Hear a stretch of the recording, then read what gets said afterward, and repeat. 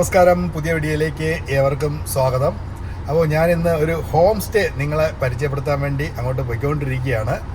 നമ്മുടെ ശബരിമല റൂട്ടിലാണ് കേട്ടോ ഈ ഒരു ഹോം സ്റ്റേ വരുന്നത്. അപ്പോൾ ശബരിമലയിൽ പോകുന്ന ഭക്തജനങ്ങൾക്കൊക്കെ വന്ന് താമസിക്കാൻ പറ്റുന്ന ഒരു ഹോം സ്റ്റേ ആണ്. അപ്പോൾ അത് നിങ്ങളെ വന്ന് പരിചയപ്പെടാം. അതുപോലെ ഗവി പോകുന്നവർക്കും ഒക്കെ വന്ന് ഒന്ന് താമസിച്ച് റെസ്റ്റ് എടുത്ത് പോകാൻ പറ്റുന്ന ഒരു കിട്ടിലം ഒരു ഹോം സ്റ്റേയിലോട്ടാണ് ഞാനിപ്പോൾ പോയിക്കൊണ്ടിരിക്കുന്നത്. ഞാനിപ്പോൾ വാളകത്ത് എത്തി കേട്ടോ. വാളകത്തു നിന്നാണ് നമുക്കിനി വെട്ടിക്കവലയിലോട്ട് കയറി പോവേണ്ടത്. നമുക്ക് കൊട്ടാരക്കര പോകണ്ട. കൊട്ടാരക്കര, പത്തനംതിട്ട, അടൂര് അങ്ങോട്ടൊന്നും പോവാതെ നമുക്ക് ഇവിടെ നിന്ന് കൊട്ടാരക്കരയ്ക്ക് മുമ്പായിട്ട് വെട്ടിക്കവല പോകുന്ന റൂട്ടുണ്ട്. അത് ശബരിമല പോകുന്നത്. അവിടെ ബോർഡ് വെച്ചിട്ടുണ്ട്, ഇതാണല്ലേ.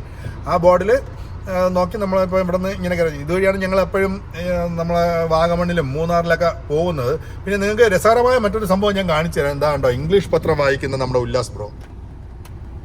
എന്തായാലും തന്നാൽ എന്തെങ്കിലും നോക്കണ്ടേ? അവർക്ക് അറിയില്ലല്ലോ നമ്മൾ ഇത് വായിക്കാൻ അറിഞ്ഞൂടാന്നുള്ളത്. ആർക്കറിയില്ല. പെട്രോൾ പമ്പിൽ അവർക്ക് 2000 രൂപ കൊടുത്തപ്പോൾ അവർ തന്നാണ് ഒരു പേപ്പർ. എന്തായാലും ഉപയോഗം വരുമല്ലോ പേപ്പർ കൊണ്ട്. ഇത് വെട്ടിക്കവല നിനക്ക് എവിടെ നിന്ന് കിട്ടി? ആ ബോർഡ് കണ്ടോണ്ടാണോ? ബോർഡ് ഇവിടെ നല്ല തിരിയേണ്ടത്. ഇവിടെ നിന്നാണ് തിരിയേണ്ടത്. വലത്തോട്ട് തിരിയാൻ ഗൂഗിൾ മാപ്പും പറഞ്ഞു. ഇവിടെ നമ്മൾ വലത്ത്. അപ്പം നമ്മുടെ വെട്ടിക്കവലാന്ന് എഴുതിയിരിക്കുന്നു. നമ്മൾ പുനലൂർ വഴിയാണ് നമ്മൾ പോകുന്നത്. നമുക്ക് ഇത്രയും ലാഭമുണ്ട്. സ്ഥലം കൊട്ടാരക്കര, അടൂര്, പത്തനംതിട്ട ടൗണിൽ കയറാതെ പോവാം. അതെ, നമ്മളങ്ങനെ നമ്മുടെ ഹോം സ്റ്റേയുടെ അവിടെ എത്താറായിട്ട് ഇനി ഒരു 500 മീറ്ററും കൂടെ ഈ ഒരു റോഡിൽ കൂടെ അങ്ങോട്ട് പോകണം. ഇതാണ് വൈൽഡ് മിസ്റ്റ് ഹോം സ്റ്റേ. അതിനകത്തേക്ക് നമ്മളിനി കയറാൻ പോവുകയാണ് കേട്ടോ.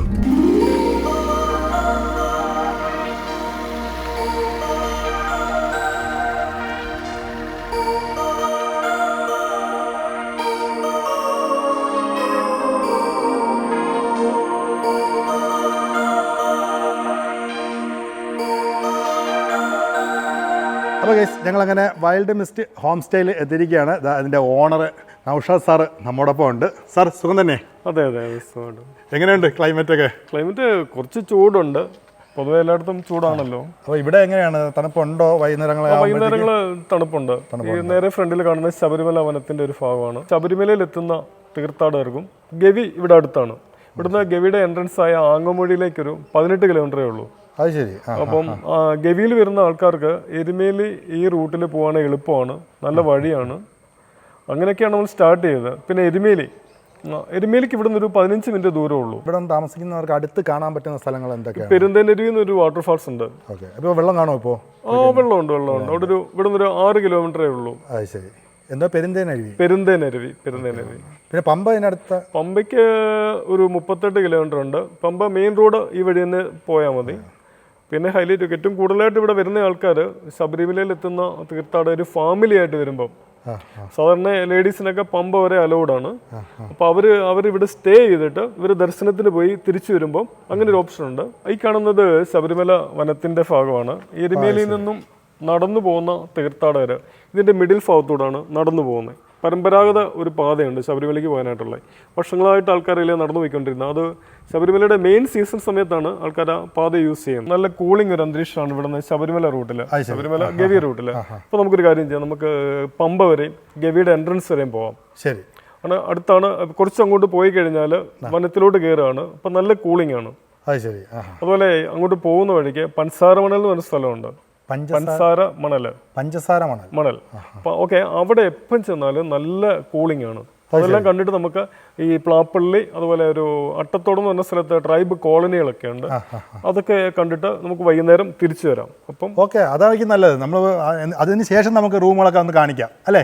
നമുക്ക് പോയി ഇതൊക്കെ ഒന്ന് കണ്ടിട്ട്, കാരണം അതൊക്കെയല്ലേ ആദ്യം കാണേണ്ടത്. അതൊക്കെ ഒന്ന് കണ്ടിട്ട് വന്നിട്ട് നമുക്ക് ഇവിടുത്തെ റൂമും കാര്യങ്ങളൊക്കെ ഞാൻ നിങ്ങൾക്ക് കാണിച്ചു. അതുപോലെ തന്നെ വേറൊരു കാര്യം എന്നാന്ന് ചോദിച്ചു കഴിഞ്ഞാൽ, എല്ലാവരും ടൂർ പോകാനായിട്ട് ദൂര സ്ഥലങ്ങൾ ആശ്രയിക്കുന്നു.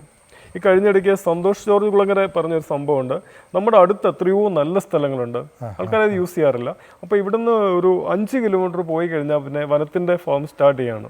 അത് കഴിഞ്ഞാൽ പിന്നെ ഒരു 10, 25, 30 കിലോമീറ്ററോളം പമ്പയ്ക്കുള്ള റൂട്ടിൽ ഇരുവശത്തും നല്ല മരങ്ങളും നല്ല വനത്തിൻ്റെ നല്ലൊരു അന്തരീക്ഷമുണ്ട്. ടൂറിസ്റ്റുകൾക്കൊക്കെ യൂസ് ചെയ്യാൻ പറ്റിയൊരു സംഭവമാണിത്. പക്ഷെ ആൾക്കാരങ്ങനെ വരുന്നില്ല. എത്ര ചൂട് സമയത്ത് നമ്മൾ അവിടെ ചെന്നാലും നല്ലൊരു ആംബിയൻസും നല്ല ക്ലൈമറ്റും കൂളിങ്ങുമാണ്.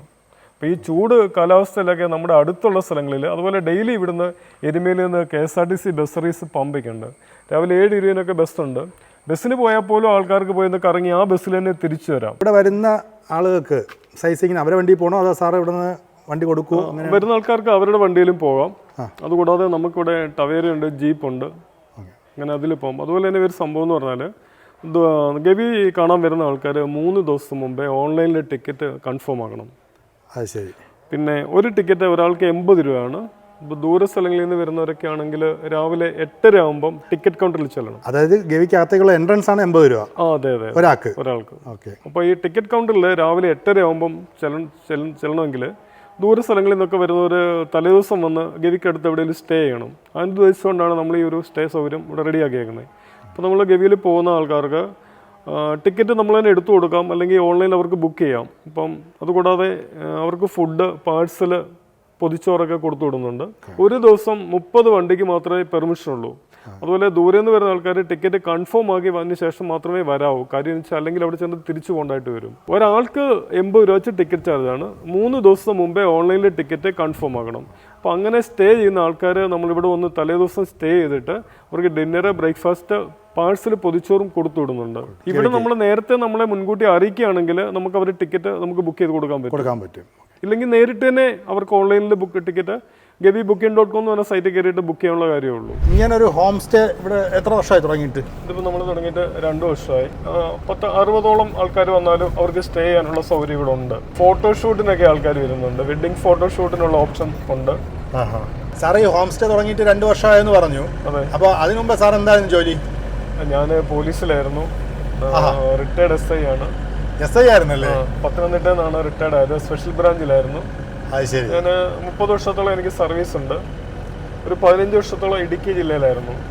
ഇടുക്കി ജില്ലയിലെ വിവിധ ഭാഗങ്ങളിലെ കുമളി, മൂന്നാർ, കട്ടപ്പന ആ ഭാഗത്തൊക്കെ ജോലിയുള്ള സമയത്ത് അന്നേ മനസ്സിൽ ഇങ്ങനെ ഒരു ആശയം ഉണ്ടായിരുന്നു.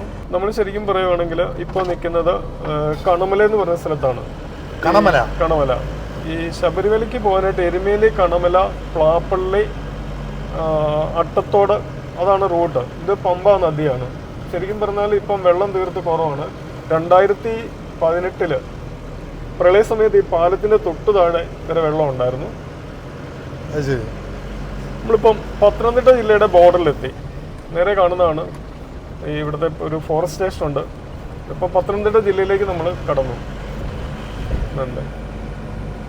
ശബരിമല പാതയിലേക്ക് സ്വാഗതം എന്ന് പറഞ്ഞ സൈൻ ബോർഡൊക്കെ ഉണ്ട്. ഇപ്പം ശരിക്കും വനത്തിന്റെ ഒരു സ്റ്റാർട്ടിങ് ഭാവം കൂടാണ് ഇവിടെ. യഥാർത്ഥത്തിൽ നമ്മുടെ ഹോം സ്റ്റേ ഇരിക്കുന്നത് കോട്ടയത്താണ് അല്ലേ? ഹോം സ്റ്റേ ഇരിക്കുന്നത് കോട്ടയം ജില്ലയിലാണ്. കോട്ടയം ജില്ല എരുമേലി മുട്ടപ്പള്ളി എന്ന് പറഞ്ഞ സ്ഥലത്താണ്. ഇപ്പം നമ്മൾ നിൽക്കുന്ന സ്ഥലത്തിന്റെ പേര് ആലപ്പാട് ജംഗ്ഷൻ എന്നാണ്. ഇവിടുന്ന് നേരെ ലെഫ്റ്റിലേക്ക് പോകുന്നതാണ് ശബരിമലയ്ക്ക്. ആ കിടക്കുന്ന റോഡ് അല്ലേ? ആ വഴി ലെഫ്റ്റിലേക്ക് പോകുന്നത്. നമ്മൾ പോകുന്നത് റൈറ്റിലേക്കാണ്. അതായത് പ്ലാപ്പള്ളി ചെന്നിട്ട് ഗവി റൂട്ടിലോട്ടാണ് നമ്മളിപ്പം പോകുന്നത്. ഇവിടെ നേരെ ഒരു കുത്തനെ കയറ്റമാണ്. അപ്പൊ നേരത്തെ ഈ വഴിയായിരുന്നു ശബരിമലയ്ക്ക് പോകാൻ വേണ്ടി ഉപയോഗിച്ചുകൊണ്ടിരുന്നത്. ഇപ്പം നമ്മൾ കയറുന്ന വഴി. ഇപ്പൊ ഇത് ഗവിയിലേക്ക് പോകാനായിട്ടാണ്. ഈ ആലപ്പാട് ജംഗ്ഷനിൽ നിന്ന് റൈറ്റ് എടുത്തിട്ട് വേണം ഗവിയിലേക്ക് പോകാൻ വേണ്ടി. ഇപ്പൊ നമ്മൾ ചെന്ന് നിൽക്കുന്ന സ്ഥലം എന്ന് പറയുന്നത് പഞ്ചസാരമണൽ എന്നും പഞ്ചസാരമണൽ എന്നും പറയാറുണ്ട് ആൾക്കാർ. ഈ ഇടത് സൈഡിൽ കാണുന്നത് ഈറ്റയാണ്. എനിക്ക് ഏറ്റവും ഇഷ്ടമുള്ള ഒരു ആഹാര സാധനമാണ് ഈറ്റ എന്ന് പറയുന്നത്. എപ്പോഴും ആനയുടെ പ്രസൻസ് ഇവിടെ ഈ ഭാഗത്ത് ഉള്ളതാണ്. അതുകൊണ്ട് നമ്മളിവിടെ ഇറങ്ങണ്ട, പതുക്കെ നമുക്ക് ഇതിലെ യാത്ര ചെയ്യാം. ഈ ഭാഗത്തൊക്കെ ആന എപ്പോഴും ഉള്ളതാണ് പറയുന്നത്. അതുപോലെ പഞ്ചസാരമണൽ എന്ന് പറയുന്ന സ്ഥലത്ത് ഏത് സമയത്തും ഈ ആന വരാൻ സാധ്യതയുള്ള സ്ഥലങ്ങൾ കൂടിയാണ്. ഇവിടെ വെള്ളം കുടിക്കാനായിട്ട് ആന എത്തുന്ന കുറച്ച് ചതുപ്പ് സ്ഥലങ്ങളുണ്ട്, വെള്ളം കെട്ടിക്കിടക്കുന്നത്. ഇവിടെ നമുക്ക് ഇവിടെ ഇറങ്ങുമൊന്നും വേണ്ട, പതുക്കെ നമുക്ക് വണ്ടിയിൽ ഇരുന്ന് തന്നെ അങ്ങ് പോകാം. ഇവിടെ എല്ലാം ഈറ്റക്കാടുകളാണ്. റോഡിൽ ഇഷ്ടം പോലെ ആനപ്പിണ്ടം ഉണ്ട് കേട്ടോ. ആനപ്പിണ്ടമൊക്കെ ഉണ്ട്. ആനപ്പിണ്ടം മാത്രമല്ല, ആനയുണ്ട്. അല്ല, ഇത് കൊള്ളാമല്ലോ. ഇവിടെ എത്രയും ചിത്രശലഭം. നമ്മൾ വന്നപ്പോൾ നല്ലൊരു കാഴ്ച നമുക്ക് കിട്ടി. നമ്മൾ വന്ന വഴിക്ക് കുറച്ച് ഇറങ്ങിയാൽ മതി. ഇവിടെ കൂടുതൽ സമയം നമുക്ക് നിൽക്കണ്ട. ആനയുടെ സാന്നിധ്യമുള്ളതുകൊണ്ട് അവർക്ക് നമുക്കൊരു ബുദ്ധിമുട്ടാവണ്ട. ഈ കൂളിങ്ങും ആനെ കാണാൻ ഈ കൂളിങ്ങും തണുപ്പും കണ്ടില്ലേ? നമ്മുടെ നാട്ടിലെ ആ ചൂട് വെച്ച് നോക്കുമ്പോൾ ഇവിടെ ഇപ്പോൾ എന്തൊരു കൂളിംഗ് ഉണ്ട്. നമ്മളിപ്പോൾ ഹോം സ്റ്റേയിലേക്ക് വരുന്നുണ്ടെങ്കിൽ ട്രിവാൻഡ്രത്ത് നിന്നാണ് വരുന്നുണ്ടെങ്കിൽ എങ്ങനെയാണ്? നേരെ എരുമേലി പോയിട്ടാണ് വരേണ്ടത്? അതെ അതെ. തിരുവനന്തപുരം ഭാഗത്തു നിന്ന് വരുന്നത് നേരെ എരുമേലി വന്നിട്ട് എരുമേലിയിൽ നിന്നൊരു 7 കിലോമീറ്റർ. ഓക്കെ. അതുപോലെ ആലപ്പുഴ, കോട്ടയം, ഇടുക്കി, കണ്ണൂർ, കോഴിക്കോട്, തൃശ്ശൂർ ഭാഗത്തുള്ളവരൊക്കെ നേരെ മൂവാറ്റുപുഴ, പാല, പൊൻകുന്നം, എരുമേലി അവിടെ നിന്നാണ്. സൂപ്പർ മരമാണല്ലോ ഇത്. ഇങ്ങനെ ഇതുപോലെ പേരറിയാവുന്നതും അറിയാത്തതുമായി പിടിച്ചാൽ പിടിമുറ്റാത്തതുമായ ആയിരക്കണക്കിന് വൃക്ഷങ്ങൾ ഇവിടെ ഉണ്ട്. ഇതിൽ നിന്ന് വരുന്ന ഓക്സിജന്റെ അളവ് തന്നെ ഭയങ്കരമാണ്. ഇവിടെ തോട്ടപ്പുഴയാണോ ഈ മഴ സമയത്തൊക്കെ വന്നാൽ തോട്ടപ്പുഴയാണ്. ഇപ്പം കുഴപ്പമൊന്നുമില്ല, ഇപ്പം ഇതല്ലേ. ഇനി നമുക്ക് ഇവിടുന്ന് മഞ്ഞത്തോടം എന്ന് പറഞ്ഞ സ്ഥലമുണ്ട്. അവിടെ ആദിവാസി ട്രൈബ് കോളനികളുണ്ട്, ആദിവാസികൾ ഇങ്ങനെ താമസിക്കുന്ന കുറേ സ്ഥലങ്ങൾ. അവിടെ നമുക്ക് കണ്ടിട്ട് പിന്നെ ആങ്ങമ്പുഴയുടെ അവിടെ പോയി ടിക്കറ്റ് കൗണ്ടറിലൊക്കെ പോയിട്ട് പമ്പിക്ക് പോകാം. ഓക്കെ. ഇത് നമ്മുടെ ശബരിമല പത്തനംതിട്ട റൂട്ടിൽ മഞ്ഞത്തോടം എന്ന് പറയുന്ന സ്ഥലമാണ്. നേരത്തെ ഇവിടെ ഈ കാണുന്ന സ്ഥലത്ത് ആദിവാസികൾ താമസിച്ചുകൊണ്ടിരുന്ന ഒരു വീടായിരുന്നു. അതിനോട് ചേർന്ന് തന്നെ ഒരു ഏറുമാടമുണ്ട്. നമുക്ക് ആ ഏറുമാടം കാണാം. ഇത് ഞാൻ എവിടെയോ കണ്ടിട്ടുണ്ട് കേട്ടോ, യൂട്യൂബിൽ ആരോ ചെയ്തൊരു വീഡിയോ ഞാൻ കണ്ടിട്ടുണ്ട്. നേരത്തെ ഇവിടെ ആൾക്കാർ താമസം ഉണ്ടായിരുന്നതാണ്. ആന എങ്ങാണ്ട് വന്ന് ഷെഡ് കളഞ്ഞിട്ട് ഇപ്പോൾ അവർ വേറെ കുറച്ച് അപ്പുറത്തോട്ട് മാറി അവരെല്ലാവരും കൂടി ഒന്നിച്ച് താമസിക്കുന്ന ഒരു സ്ഥലം ഗവൺമെൻറ് കൊടുത്തിട്ട് അവിടെ താമസിക്കുക, തൊട്ടടുത്ത് തന്നെ.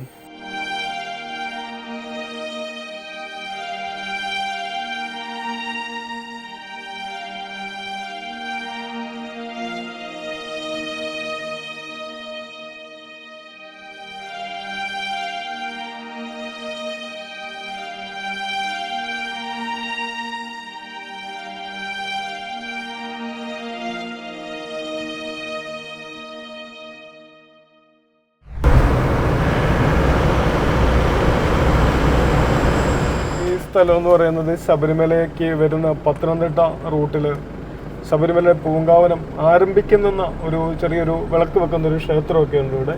നമ്മളിപ്പോൾ നിൽക്കുന്ന സ്ഥലത്തിൻ്റെ പേര് പ്ലാപ്പള്ളി എന്നാണ്. ഇവിടുന്ന് പത്തനംതിട്ട ശബരിമല മെയിൻ റോഡാണ്. ഈ പ്ലാപ്പള്ളിയിൽ നിന്ന് റൈറ്റ് കട്ട് ചെയ്ത ഒരു 3 കിലോമീറ്റർ ചെല്ലുമ്പോഴാണ് ആങ്ങമൊഴി ഗവിയിലേക്കുള്ള ടിക്കറ്റ് കൗണ്ടർ. അവിടെ നിന്ന് ടിക്കറ്റ് എടുത്ത് കൺഫേം ചെയ്തിട്ട് വേണം നമ്മൾ ഗവിയിലേക്ക് പ്രവേശിക്കാൻ. ഈ അടുത്ത ദിവസം ഇവിടെ ആന വന്നതിന്റെ ലക്ഷണങ്ങളൊക്കെ നമ്മൾ കാണുന്നുണ്ടല്ലോ. ഇത് കണ്ടോ, ആന മണ്ണൊക്കെ ഇടിച്ച് കയറിയിട്ടുണ്ട്. ഇവിടെ ചപ്പ എല്ലാം വലിച്ചു പറിച്ച് പിടിച്ചിട്ടുണ്ട്. ഉള്ളില് ഇതുണ്ട്, ഈറ്റക്കാടാണ്. ഫ്രഷ് ആനപ്പിണ്ടൊക്കെ വഴിയിൽ കിടപ്പുണ്ടല്ലോ. ഇതുണ്ടോ, ഇടിച്ചു പറിച്ചിട്ടേക്കുന്നത്. അപ്പൊ നമ്മൾ ശരിക്കും പറഞ്ഞാല് ആങ്ങമൊഴി എന്ന് പറഞ്ഞ സ്ഥലത്തെത്തി. ഇവിടുന്ന് ഒരു 2.5 കിലോമീറ്റർ പോയാല് നിലയ്ക്കല് പള്ളിയുണ്ട്. നിലയ്ക്കൽ സെന്റ് തോമസ് പള്ളിയുണ്ട് നിലയ്ക്കൽ. അതങ്ങോട്ടല്ലേ? അങ്ങോട്ടാണ്. ഇവിടുന്ന് 2.5 കിലോമീറ്റർ. പിന്നെ ഇവിടെ നേരെ നമ്മളിപ്പം ഗവിയിലേക്ക് പോകാനുള്ള ടിക്കറ്റ് എടുക്കുന്ന ടിക്കറ്റ് കൗണ്ടറിലേക്ക് എത്തിയിട്ടുണ്ട്. അവിടെ റിസർവ് വനഭൂമിയാണ്, അതിക്രമിച്ച് കിടക്കുന്നത് ശിക്ഷാർഹമാണെന്നൊരു ബോർഡൊക്കെ ഉണ്ട്. ഇപ്പം നമ്മൾ നിൽക്കുന്നത് ആങ്ങമൊഴിയിലാണ്. ആങ്ങമൊഴി ഫോറസ്റ്റ് റേഞ്ച് ഓഫീസിൻ്റെ ഫ്രണ്ടിലാണ്. ഇത് ഗ്രൂഡിക്കൽ റേഞ്ചിൽപ്പെട്ട സ്ഥലമാണ്. ഇവിടാണ് ഗവി ടിക്കറ്റ് കൗണ്ടർ. ഇവിടെ നിന്ന് വന്ന് നമ്മൾ ടിക്കറ്റ് എടുക്കുന്ന ടിക്കറ്റ് ഇവിടെ ഓഫീസിൽ വന്നിട്ട് അവരെ കാണിച്ച് പെർമിഷൻ എടുത്തു വേണം നമ്മൾ ഉള്ളിലേക്ക് പോകാൻ വേണ്ടി. രാവിലെ 8:30 ആകുമ്പോഴത്തേക്ക് ആൾക്കാർ ഇവിടെ എത്തണം. എന്നിട്ട് ഇവിടുന്ന് പാസ് വാങ്ങി വേണം പോകാനായിട്ട്. സാധാരണ ഗവിയിൽ വരാനായിട്ട് 2 ഓപ്ഷൻ ഉണ്ട്. പത്തനംതിട്ടയിൽ നിന്ന് KSRTC ബസ്സിൽ ഗവിയിൽ പോകാം. അത് നമ്മൾ നേരത്തെ മുൻകൂട്ടി ടിക്കറ്റ് റിസർവ് ചെയ്തിട്ട് പത്തനംതിട്ട വന്നിട്ട് അവിടുന്ന് ഗവിയിൽ പോകാം. ഈ കോട്ടയം, ആലപ്പുഴ, എറണാകുളം, ഇടുക്കി അങ്ങനെയുള്ള ആ റൂട്ടിൽ വരുന്ന ആൾക്കാർ, കണ്ണൂർ, മലപ്പുറം, കോഴിക്കോട് ആ ഭാഗത്തു നിന്നൊക്കെ വരുന്നവർക്ക് ഏറ്റവും എളുപ്പ വഴി ഈ മൂവാറ്റുപുഴ, പാല, പൊന്നൊന്നം അല്ലെങ്കിൽ കാഞ്ഞിരപ്പള്ളി എത്തി കാഞ്ഞിരപ്പള്ളി, എരുമേലി, ഈ ശബരിമല റൂട്ടിൽ ഈ വഴിയാണ്.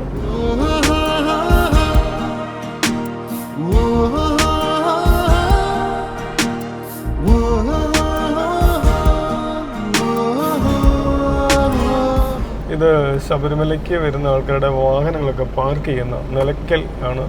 ഇവിടെ ഒരു ക്ഷേത്രമുണ്ട്. അതുകൂടാതെ കേരളം, തമിഴ്നാട്, ആന്ധ്ര ഈ 3 സ്റ്റേറ്റിൽ നിന്നുള്ള വാഹനങ്ങൾ ഇവിടെ വണ്ടി പാർക്ക് ചെയ്തിട്ട് ഇവിടുന്ന് സ്റ്റേറ്റ് KSRTC ബസ്സിലാണ് പമ്പയിലേക്ക് പോകേണ്ടത്.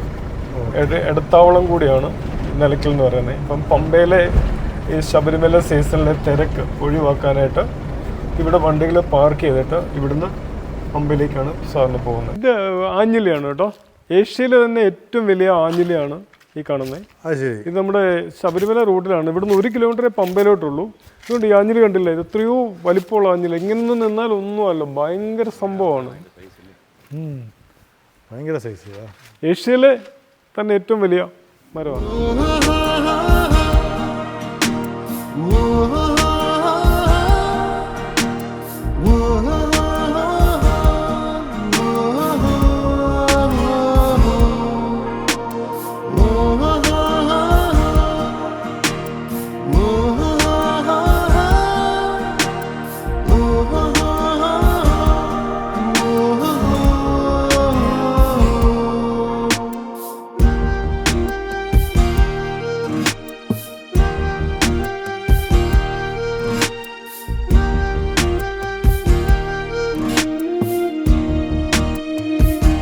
ഇപ്പോൾ നമ്മളങ്ങനെ ത്രിവേണി പാലത്തിൻ്റെ അടുത്ത് എത്തിയേട്ടാ പമ്പയിൽ. 2018 പ്രളയത്തിൽ പമ്പയെ ശരിക്കും ഇളക്കി മറിച്ച് ഇവിടെ ഒരു മണ്ഡപം ഉണ്ടായിരുന്നു, രാമമൂർത്തി മണ്ഡപം എന്ന് പറഞ്ഞത്. ഒരേ സമയം 10,000-കണക്കിന് ആൾക്കാർക്ക് വിരിവെക്കാൻ പറ്റിയ സ്ഥലമായിരുന്നു. പ്രളയത്തോടു കൂടി അതെല്ലാം കീഴ്മേൽ മറിഞ്ഞു. ആ കാണുന്ന ഭാഗത്തെല്ലാം വെള്ളം കയറി മൊത്തം വലിയ പ്രശ്നമായിരുന്നു. പമ്പ, ത്രിവേണി, കുളിക്കടമൊക്കെയാണ്.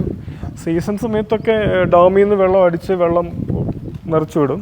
അല്ലെ എല്ലാ മാസവും ഒരു 5 ദിവസം നട തുറക്കാറുണ്ട് സന്നിധാനത്ത്. ആ സമയത്ത് ഇവിടെ വെള്ളം ഡാമിൽ നിന്ന് തുറന്നു വിട്ടിട്ട് അപ്പൊ കുളിക്കാനുള്ള വെള്ളങ്ങൾ ഇഷ്ടംപോലെ ആവും. ഈ കാണുന്നതല്ല പമ്പ.